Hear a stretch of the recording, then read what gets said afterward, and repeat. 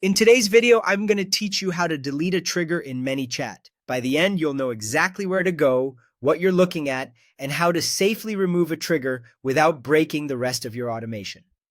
First, head into the automation section and open Flows. You'll find automation in the main left-hand menu of your Manychat dashboard. Flows is where all of your automated conversations and logic are stored. If you have a lot of content, use the search bar or folders to quickly locate the flow you want to change. Taking a moment to confirm you're in the correct flow will help you avoid editing the wrong one. Now, open the flow. Click on its name to launch the visual editor. You should see your messages, actions, and connections laid out on the canvas. If anything looks unfamiliar, zoom out slightly so you can view the entire structure and get your bearings. This helps you see how the trigger ties into the rest of the experience. Next, click the first block, sometimes called the trigger or the start step.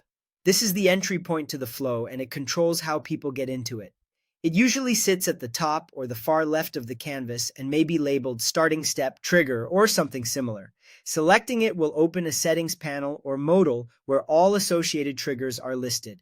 Take a moment to identify the trigger type. You might see a keyword trigger, which fires when someone types a specific phrase, a comment trigger that activates from a public comment on a connected post, or a direct message trigger that starts when someone sends you a DM.